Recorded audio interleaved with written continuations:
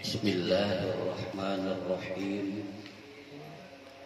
Assalamualaikum warahmatullahi wabarakatuh.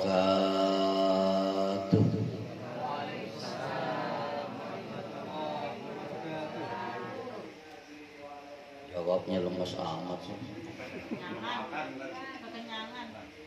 Kebanyakan makan lontong. Assalamualaikum warahmatullahi wabarakatuh. Waalaikumsalam. Alhamdulillah. Alhamdulillahil qail fi kitabihil mubin wa huwa asdaqul qailin. Ya ayyuhalladzina amanu kutiba alaikumus syiyam kama kutiba alal ladzina min qablikum la'allakum tattaqun. Wa qala an-nabi Muhammadin sallallahu alaihi wasallam sumu tasihhu. Sadaqallahul aliyyul azim wa balagha rasuluhun nabiyyul habibul karim wa nahnu ala dzalika minasy syahidin wasyakirin walhamdulillahi rabbil alamin. Ayyuhal hadirunal kiram wa ayyuhal musyahidunal kiram, alimil ulama, para hujjaj, ibu-ibu, bapak-bapak, adik-adik sekalian, soimin, soimat, sidang sholat tarawih, rahimakumullah.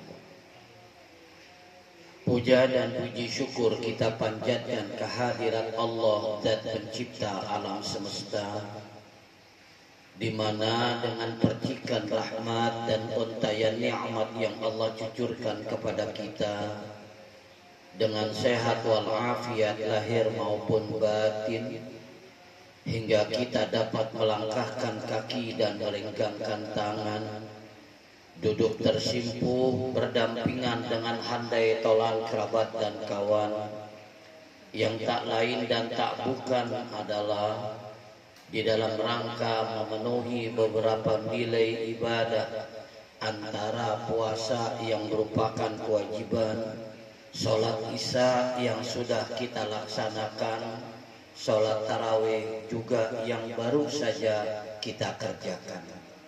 Harapan kita mudah-mudahan segala rangkaian ibadah yang kita lakukan di bulan suci Ramadan ini akan ternilai sebagai amal dan bekal kelak di yaumil qiyamah.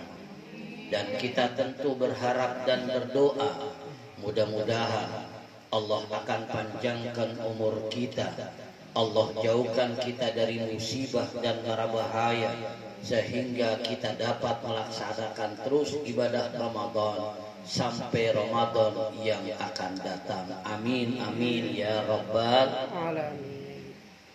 Baik ibu, bapak, adik sekalian rahimakumullah, berawal dari sebuah doa yang dipanjatkan oleh Nabi Allah Ibrahim alaihissalam, berawal dari sebuah doa yang dipanjatkan oleh Rasulullah sallallahu alaihi wasallam. Doa ini berbunyi, saya yakin, saya percaya ibu-ibu, adik-adik pasti bisa doa ini. Dan kalau saya suruh baca doa ini, pasti suaranya akan keras. Kenapa? Baru aja makan kolak 3 rantang. Doa ini kata Rasulullah, Allahumma barik lana fi Rajab wa Sa'bana wa ballighna fi Ramadan. Ya Allah ya Rabb, kata Rasulullah, berkahilah kami di bulan Rajab, berkahi pula kami di bulan Sa'ban, dan panjangkan umur kami sampai menjelang atau memasuki bulan suci Ramadan. Alhamdulillah Allah masih panjangkan umur kita sampai sekarang kita masuk di bulan suci Ramadan. Alhamdulillah. Doa ini yang pertama, Allahumma barik lana fi Rajab. Ya Allah ya Rabb, berkahilah kami di bulan Rajab. Di bulan Rajab ada satu peristiwa yang amat besar dalam dunia Islam. Apa? Isra wal Mi'raj Nabi besar Muhammad Sallallahu Alaihi Wasallam. Tapi tolong ibu, bapak, adik-adik perlu diingat, kalau kita bicara tentang yang namanya Isra Mi'raj itu harus dengan iman, singkirkan kita punya akal. Kenapa? Karena bicara tentang Isra Mi'raj, kalau tanpa dengan iman, hanya mengandalkan akal, tidak akan masuk akal kecuali di akal-akalan. Coba aja kita bayangkan perjalanan Rasulullah minal Masjidil Haram di kota Mekah ilal Masjidil Aqsa, sampai ke Masjidil Aqsa Palestina. Maaf ibu-ibu, tahu Palestina? Tahu Palestina? Bagus, tahu di mana? Nih saya kasih tahu, Palestina itu Pulau Gadung belok kanan.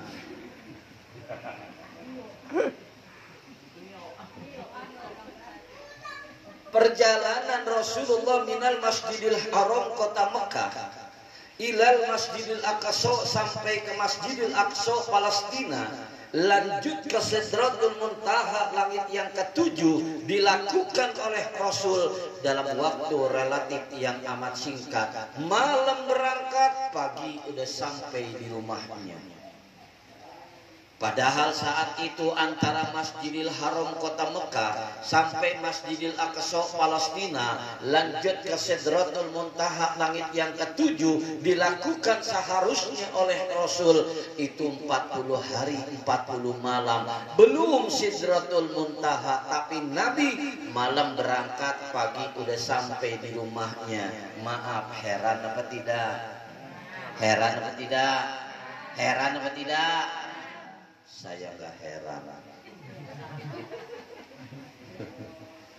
Ya kenapa harus diherankan? Kan Allah sendiri yang menjawab, linuriyahu min ayatina, sebagai bukti, sebagai saksi bagaimana hebat dan kuasanya Allah Subhanahu.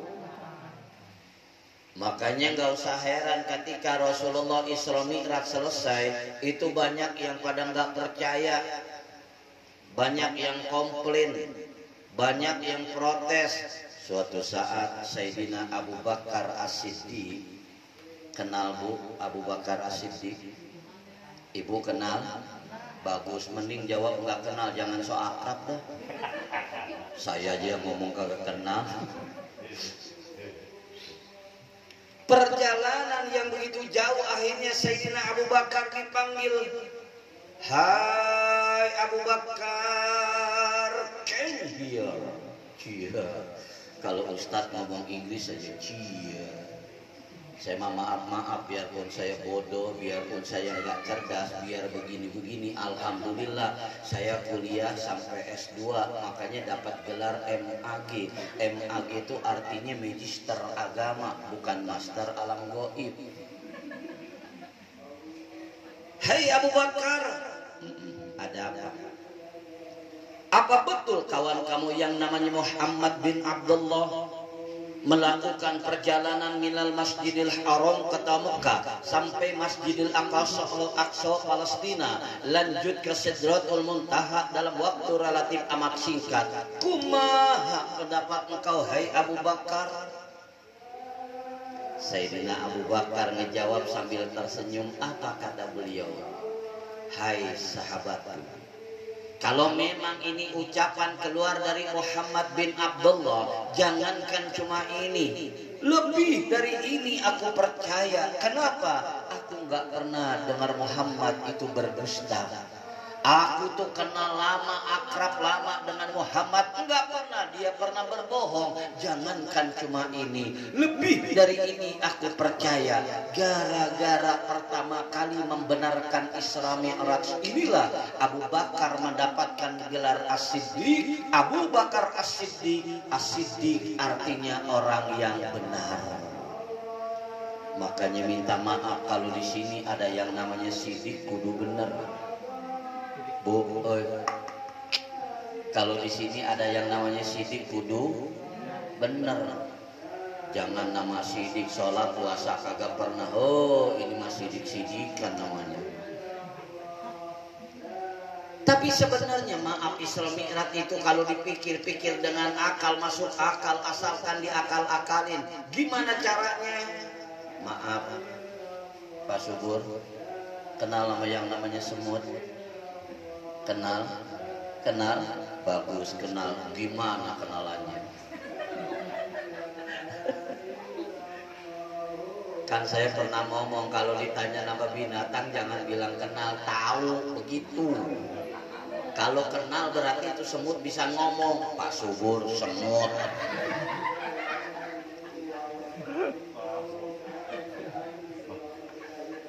Kita tahu yang namanya semut itu kan adalah makhluk Allah yang sangat kecil, yang kalau jalan pelan, yang kalau jalan terbata-bata. Secara akal, maaf, ini kampung apa namanya?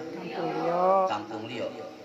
Secara akal, mana ada semut dari Kampung Lio, Indonesia ke Amerika Serikat 13 jam. Akal menolak. Jangankan dari Kampung Lio ke Amerika Serikat, dari Kampung Lio ke Cakung 2 minggu belum tentu nyampe. Itu juga kalau hidup. Tapi ada semut dari Kampung Lio ke Amerika Serikat 12 jam. Gimana caranya? Ada orang bule nyasar mampir ke pasar Lio. Dilihat ada rambutan, dibeli. Dimasukin ke dalam kresek malu, dimasukin ke dalam koper. Dari Kampung Lio bablas lewat tol menuju bandara. Dari bandara lanjut ke Amerika Serikat. Sampailah semut dari Kampung Lio Amerika Serikat Indonesia ke Amerika Serikat dalam waktu relatif amat singkat, naik pesawat. Sesampainya di Amerika Serikat, semut dari Kampung Lio Indonesia dipanggil oleh semut Amerika. Kan semut kalau sama semut ketemu salaman, betul nggak? Betul nggak? Emangnya ibu-ibu di sini gara-gara anak kecil aja berantem rengos kayak ikan cupang. Ketemu di pasar. Kalau ngomong enak banget, gue 7 turunan gak mau negor dia. Ya, ngomong 7 turunan baru setengah turunan udah mati.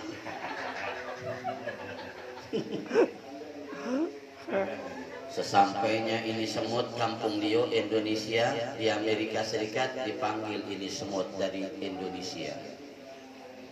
Hai Mutin. Nah, Mutin semut Indo sesingkat biar gaul. Hai Mutin, ada apa? Mutam. Mutam semut ame. Hai Mutin, ada apa? Mutam. Anda ini dari mana? Saya dari Kampung Lio Indonesia. Berapa jarak yang kau tempuh antara Indonesia Amerika Serikat? 10 jam, 12 jam. Walah mana mungkin Mutin, bisa aja Mutam.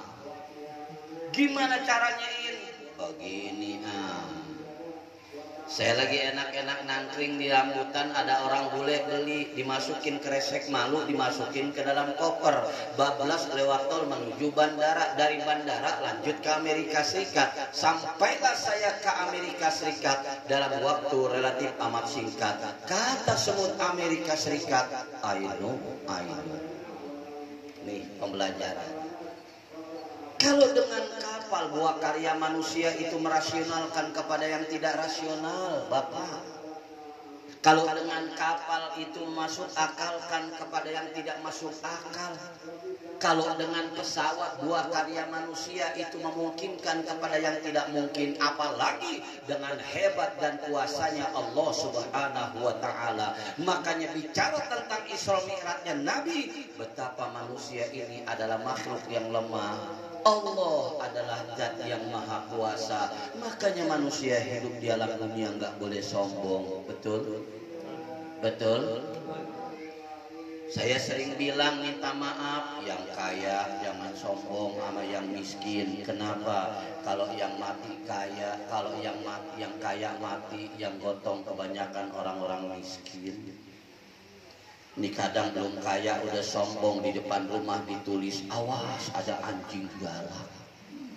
Anjing yang gak galak, tuan rumahnya yang galaknya kayak anjing. Ya Allah, seumur-umur belum pernah punya motor, giliran punya motor sombong, plat seri belum keluar, ditulis gede banget tes. Naik motor pakai kacamata hitam, lurus, nggak nengok, nggak kiri, nggak nengok kanan. Besoknya ditanya, motor lo kemana? Ditarik sama dealer. Sekarang kita datang bulan suci Ramadan nih, puasa itu menuntut agar orang kaya peduli kepada orang miskin. Hai orang kaya puasa biar kau tahu penderitaan orang miskin. Hai orang kaya puasa biar kau ngerti perihnya jadi orang miskin. Ini kadang-kadang yang kaya nyariin puasa, yang miskin udah nggak puasa, makan minum ngerokok sembarangan. Itu percis anak kecil bilang, kue cincin gak nasturi, udah miskin gak tahu diri. Kayak Pak Haji Rama nih, alhamdulillah beliau ekonominya agak lumayan. Tuh lihat banyak sembako buat dibagi-bagiin. Alhamdulillah, nggak bakalan miskin kalau orang tuh peduli kepada orang miskin, nggak bakalan. Kita yang gagah jangan sombong kepada yang lemah. Kenapa? Kalau waktu terus berjalan yang gagah juga bakalan jadi lemah. Yang perempuan konon katanya cantik, jangan sombong dong dengan yang jelek. Kenapa disebut cantik? Karena ada yang jelek. Kalau nggak ada yang jelek nggak bakalan disebut cantik. Masih muda cantik, laki lewat menggoda. Coba kalau udah jadi nenek-nenek, jangankan laki-laki, maaf, laler aja minggir. Betul tidak? Betul tidak? Tolong dong, yang punya mobil jangan sombong dengan yang naik motor. Kenapa? Mobil ada kerusakan, biasanya yang betulin, yang nolong mereka yang naik motor.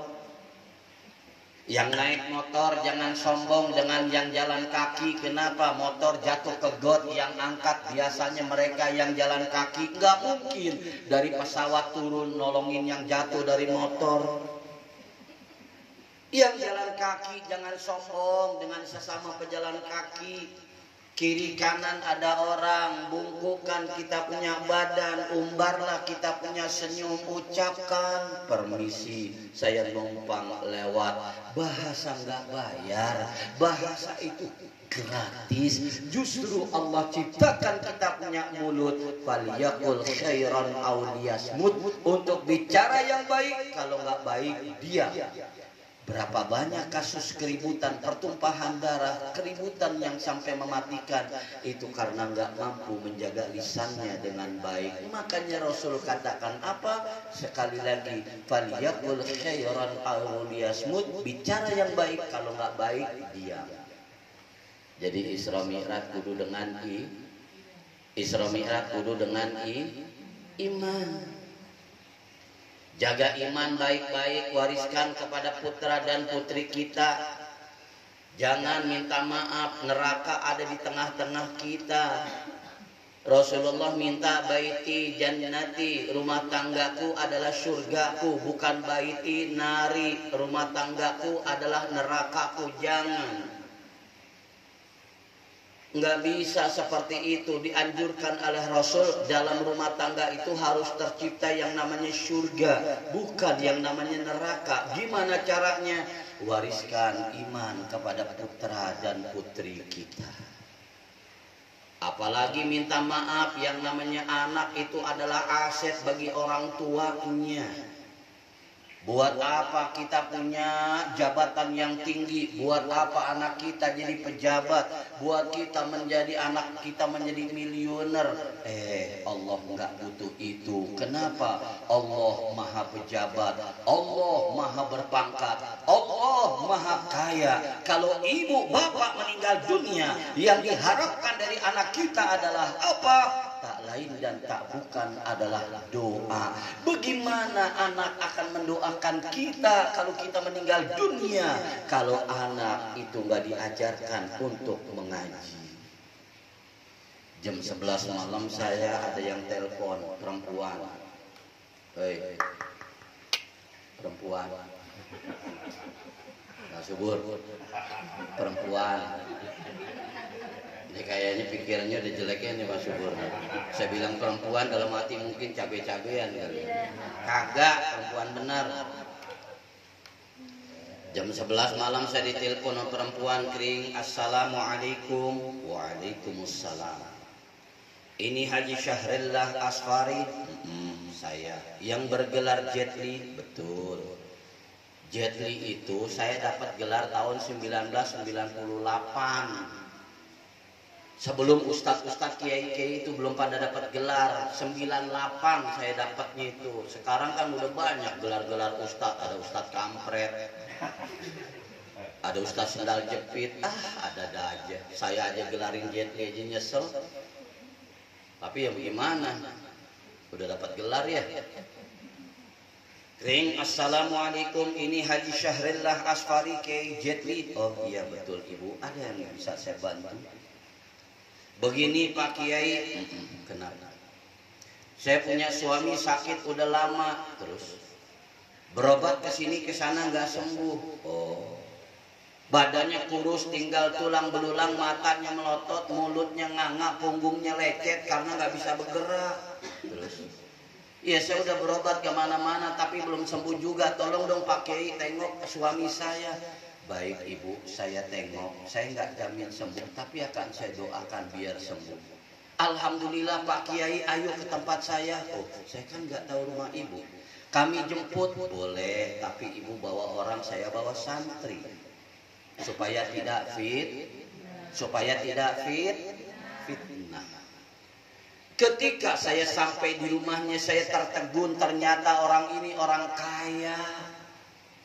Rumahnya mewah, keramiknya made in China asli, kusennya jati asli. Di depan rumahnya banyak mobil Brerot, percis kayak di rumah saya. Gerobak. Setelah saya lihat yang sakit, saya nggak tega, ngap-ngapan mulutnya. Terus punggungnya lecet karena nggak bisa bergerak. Ditambah lagi apa? Mulutnya nganga, matanya melotot. Selesai saya sholat hajat 4 rakaat, saya gelar sholat sejadah. Selesai saya gelar sejadah, saya berdoa kepada Allah. Pada saat saya berdoa kepada Allah, konsentrasi saya hilang. Kenapa? Terdengar petikan gitar yang merdu dan syahdu adanya di sebuah kamar. Saya telusuri ini yang namanya gitar. Saya ketuk itu kamar. Tok tok tok. Assalamualaikum. Keluar anak baru gede, nggak jawab salam saya. Apa dia bilang? Ada apa Pak Ustaz? Dek, boleh saya nanya? Nanya aja. Adik ini apanya bapak yang sedang sakit ini, Dek? Anak ini cengengesan menjawab. Apa dia bilang? Oh, saya anaknya bapak yang mau mati ini Pak Ustaz. Itu bapakmu Dek? Iya itu bapak saya. Ya Allah Dek, bapak kamu dalam sakratul maut, dalam keadaan kritis. Ayo sini berdoa dengan saya. Kita baca surah Yasin, atau kita baca surah Ar-Rahman, atau kita baca surah Al-Fatihah. Apa dia bilang? Al-Fatihah makhluk apa Pak Ustaz? Kamu gak bisa ngaji Dek. Tiba-tiba anak ini marah sama saya. Dia tunjuk saya. Pak Ustaz, kalau bapak mau mati saya gak bisa ngaji, jangan salahin saya. Ibu bapak saya itu cuma nyuruh saya kursus komputer, fisika, matematika, bahasa Inggris. Tapi saya nggak pernah disuruh untuk belajar mengaji. Sekarang bapak mau mati, saya nggak bisa ngaji. Kalau nanti Allah nyalahin saya, semua dosa saya bebankan kepada ibu bapak saya. Tiba-tiba ini anak nunjuk kepada ibunya. Apa dia bilang? Pak Ustadz, kalau perlu saya doain nih biar ibu saya cepat matinya, supaya semua warisan jatuh ke tangan saya. Na'udzubillahi min. Yang pertama Isra Mi'raj dengan iman, jaga iman baik-baik agar tercipta apa? Keluarga kita adalah keluarga yang berada di tengah-tengah surga, bukan membawa kita di tengah-tengah neraka. Na'udzubillahi min. Yang kedua, Allahumma barik lana fi Rajab wa Sya'ban. Di bulan Sya'ban, kita kemarin malam nisfu Sya'ban ngadain apa? Disuruh zikir, baca Yasin, sholawat, betul tidak? Betul tidak? Alhamdulillah, di pesantren saya kemarin alhamdulillah nisfu Sya'ban sekalian mengadakan santunan yatim. Alhamdulillah. Jadi habis nisfu Sya'ban ngadain santunan yatim. Biarpun ada yang bilang nisfu Sya'ban itu bid'ah, bodoh amat. Ada yang bilang katanya kalau kita ini lagi nisfu Sya'ban, bapak bawa air minta didoain, bid'ah, jangan dengerin. Orang kita makan minum aja disuruh baca doa, betul nggak? Bismillah aja boleh, apalagi kita baca surah Yasin dan lain sebagainya. Di bulan Rajab, di bulan Sya'ban, kita disuruh apa waktu nisfu Sya'ban? Pertama zikir, supaya baca tasbih, tahmid dan takbir. Lalu yang kedua sholawat. Kemarin mah di bulan Sya'ban itu di pesantren saya bacanya zikirnya apa? Subhanallah walhamdulillah wa la ilaha illallah wallahu akbar wa la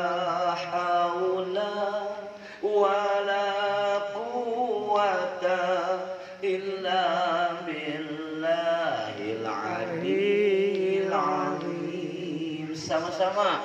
Subhanallah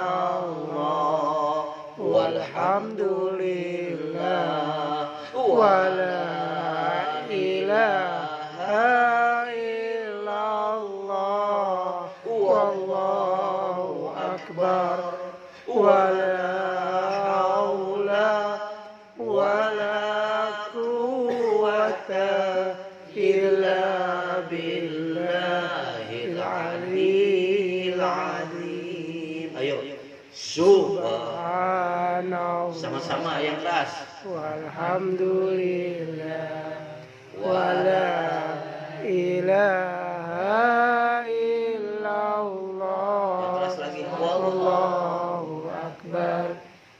La haula wa la quwwata illa billahil aliyyil azim. Sekali lagi ayo. Subhanallah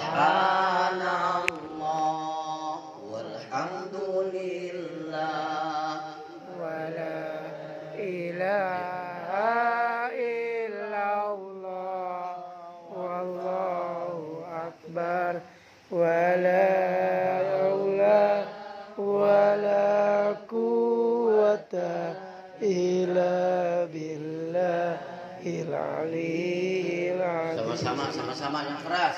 Subhanallah walhamdulillah wa la ilaha illallah wallahu akbar wa la haula wa la quwwata illa billahil aliyyil azim. Itu yang namanya zikir. Kenapa kita dianjurkan oleh Allah supaya kita banyak berzikir. Yang pertama, ala bidzikrillahi tatmainnul qulub. Kalau zikir, jiwa kita akan terasa tenang. Dengan banyak zikir, kita akan terasa tentram. Makanya orang hatinya bisa keras. Kenapa? Karena jarang zikir. Kalau mereka hatinya zikir banyak, itu hatinya tenang. Dihina sama orang gak marah, dicela sama orang gak murka. Kenapa? Hidup lebih baik dihina daripada menghina. Biarin orang mencela daripada kita mencela. Saya aja sering dicela, Bu, Pak, tapi saya gak pernah marah. Kalau saya ceramah di luar daerah, orang-orang pada ngeliatin saya. Apa dibilang? Oh ini Kiai Jet Li. Kiai Jet Li mah kayak Justin Bieber katanya. Saya nggak marah. Alhamdulillah. Alhamdulillah. Malah ada yang nyela saya, lu mah buta, masa Kiai Jet Li begitu kayak Justin Bieber? Emang kayak apa? Sahrukan tahu. Saya nggak marah. Alhamdulillah. Andaikan saja kita punya negara ini banyak yang zikir pada Allah, pimpinan kita banyak berzikir, yang namanya para penguasa di Indonesia banyak zikir, lalu rakyatnya banyak yang berzikir, yakin nggak bakalan musibah datang di kita punya negeri, apalagi datang dengan silih berganti. Coba sekarang ini yang namanya musibah datang silih berganti, gunung meletus, tanah longsor, banjir bandang, angin puting beliung dan lain sebagainya. Allahu Akbar. Kenapa?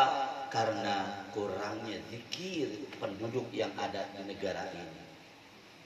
Andaikan saja di kampung kita ini, di negara ini, pemimpin kita banyak zikir, kagak ngurusin jabatannya mulu. Sekarang kan coba lihat ya, kalau kita lihat ya Allah di TV bosan banget. Kenapa? Kalau enggak masalah jabatan, COVID itu mulu yang diomongin, betul nggak? Sampai bosan kita. Enggak ada itu pandangan bagaimana supaya rakyat yang kelaparan jadi pada makan, rakyat yang enggak punya duit jadi pada punya duit. Ini menghadapi Lebaran, betul tidak? Betul tidak? Andaikan suatu negara banyak yang pada berzikir, baik pemimpin dengan rakyatnya banyak berzikir, pada saat Allah akan turunkan bencana alam, ini negara akan protes kepada Allah. Ya Allah ya Rabb, jangan kau hancurkan kami, jangan kau porak-porandakan kami. Kenapa? Karena sering kami dipakai zikir kepadamu ya Allah. Enggak jadi bencana alam. Kenapa? Buminya protes. Jangan ya Allah. Kenapa? Saya sering dipakai orang untuk berzikir kepadamu ya Allah. Maka betul kata Rasulullah, apa? Al-dzikru tadfa'ul bala. Zikir itu dapat menolak bala. Saya pernah ceramah di desa Belendung, Batu Ceper, Tangerang. Tiba-tiba pas pulang macet, Bu. Saya turun dari mobil karena nggak kuat. Kalau nggak salah 3 jam itu saya macet. Saya turun dari mobil, kebetulan waktu itu lagi habis pakai gamis, pakai jubah. Turun dari mobil, dijemput panitia, itu orang-orang pada bingung. Sini kumpul, kenapa? Ada tim pemburu hantu. Saya dibilang tim pemburu hantu. Malah ada yang bilang lagi, bukan, siapa? Malaikat pencabut nyawa. Turun dari mobil, saya bingung nih macet dari mana sumbernya, saya telusuri tuh. Saya jalan, ternyata itu adanya di sebuah kuburan. Kenapa? Ada orang meninggal dunia dikubur 30 tahun. Dikubur 30 tahun. Oi, dikubur 30 tahun. Dikubur 30 tahun. Bu, dikubur 30 tahun. Hei. Ya sabar dong, lu bukan lagi mikir nih. Kamu ceramah kalau mikir. 30 tahun meninggal dunia dikubur. Pada saat ada pelebaran jalan, ini kuburan diangkat. Pada saat jenazah itu diangkat, apa yang terjadi? Kain kafannya utuh tanpa koyak sedikit pun juga. Wajahnya tersenyum berseri indah, melambangkan gembira dalam kematian. Kuku rambutnya panjang tanpa ada noda sedikit pun juga. Usut punya usut. Ternyata Haji Abdullah Mukminin ini itu adalah orang yang masa hidupnya adalah orang yang banyak zikir kepada Allah. Matinya dalam ketidakberdayaan, matinya yang tidak bisa bergerak, bumi tidak mau menghimpit, rakyat tidak mau memakan. Kenapa? Terhalang oleh nur auranya Allah karena banyak zikir kepada Allah Subhanahu wa ta'ala. Makanya banyak yang zikir. Nih ngetes mic. Ya. Jangan cek, jangan. Allah, bismillah, kan dapat pahala. Ini di musola, di masjid kalau ngecek ngetesnya cek. Lo ngapain manggil Cina? Cek. Cina lewat bingung. Gua kok dipanggil ya? Ustadz Arifin Ilham itu maaf sering satu panggung dengan saya kalau di dalam dunia tabligh. Coba lihat murabbi kita yang dikenal dengan rajanya zikir, Ustadz Arifin Ilham almarhum. Mudah-mudahan Allah terima amal ibadahnya. Amin ya rabbal.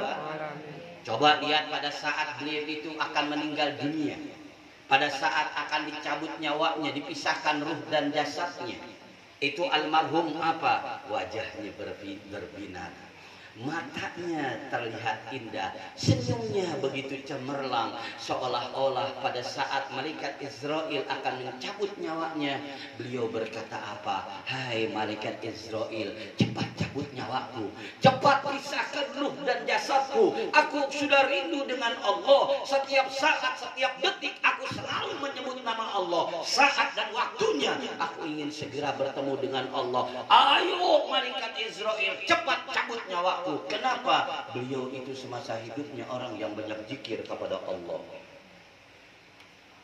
Karena masa hidupnya banyak zikir kepada Allah, beliau bilang, ayo cepat cabut nyawaku.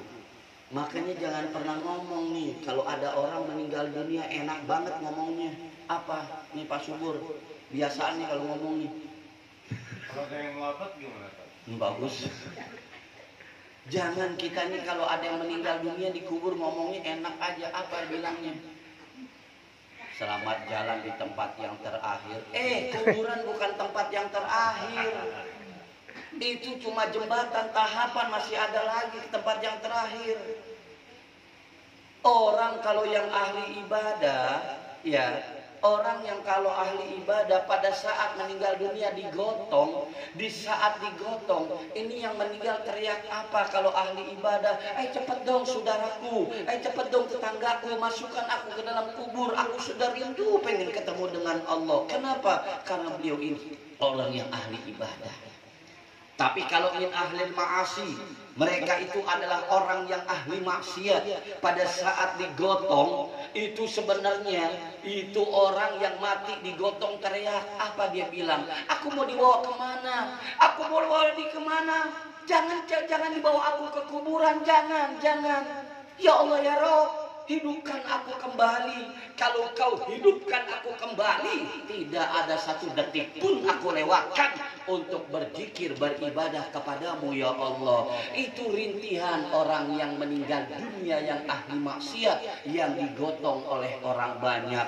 Andaikan saja yang ngegotong itu ngedengar rintihan dari orang yang mati digotong tersebut, apa? Ini saya itu jenazah ditaruh di jalan, ditinggal, yang ngegotong kocar kacir masuk ke masjid, masuk ke mushola untuk zikir kepada Allah, untuk beribadah kepada Allah. Tuh. Bahkan kata Sayyidina Abu Bakar As-Siddiq apa? Orang yang kalau ahli maksiat, ahli dosa mati itu di alam kubur, itu bagaikan orang itu ada di tengah lautan. Enggak pakai alat pengaman, enggak pakai alat pelampung, enggak naik kapal, enggak naik perahu, di tengah-tengah lautan, gelebek ke atas, turun lagi ke bawah, belebek ke atas, turun lagi ke bawah. Tuh gambaran kalau orang yang ahli maksiat meninggal dunia, kata Sayyidina Abu Bakar As-Siddiq. Ibu bapak ada rahimakumullah, pertama bulan Rajab sudah saya bahas, bulan Sya'ban, nah sekarang bulan apa nih? Ramadan. Ramadan. Begini aja deh, bulan Ramadan PR aja ya. Ya, nanti aja. Ya iya kalau saya ceramah sekarang besok nggak diundang lagi. Insya Allah diundang. Ya kan? Haji Rama curang, saya juga coba pengen curangin dia. Saya kan bahas baru bulan Rajab, bulan Sya'ban. Nah, bulan Ramadan belum saya bahas nih. Begini aja dah. Ini bulan Ramadan sebenarnya kalau saya bahas unik nih. Begini aja dah, kalau kurang puas gampang undang lagi. Amin. Siap. Ya. Siap. Wah, nanti bayar lagi dong. Enggak, tenang aja. Makan di warteg kayak dua kali makan 2 kali bayar. Ya, saya mau bercanda.